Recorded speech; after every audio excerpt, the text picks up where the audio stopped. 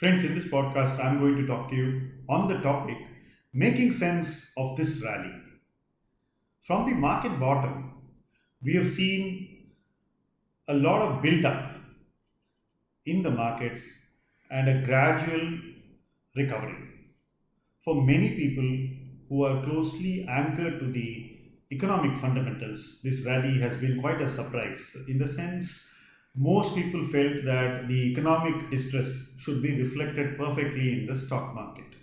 It probably was for a brief period of time. So, what we are now reflecting is the uncertainty of when normalcy will return. The markets seem to be taking a favorable view of uncertainty, or we are just plain tired of being fearful.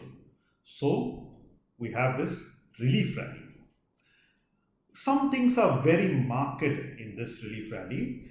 The way the indices are managed by the bigger players sends a very clear signal that they are not taking big bets, they are not taking high conviction calls, but they are playing it safe and around the retail investor. What do I mean by this? First, stocks are getting very cleverly rotated. So, a set of consumption stocks will go up 5 6%, and then they will let it fall. Then they will take up another set of stocks. So, the markets are very cleverly rotating by shifting its interest from one sector to another, and overall each sector is getting backstopped at a higher valuation at a higher place. So if a stock gained 10%, it still loses only 4 5% and stays there for a while. Meantime, another set of stocks go up. So in waves, each sector is getting gradually revalued, repriced, and re-rated from the lows of this year. It does not mean the markets have turned bullish. It's just that the markets which got sold one way are technically correcting course. So we should see this this continuity in the waves for some more time, and we could see in the next few weeks as we exit the lockdown, the markets form a temporary top. So this trend is more a relief rally and a rally in which the dips are getting bought and stocks are consolidating. Importantly, shorts are getting built. Very clearly, shorts are getting built, and every bump is definitely helped by short covering.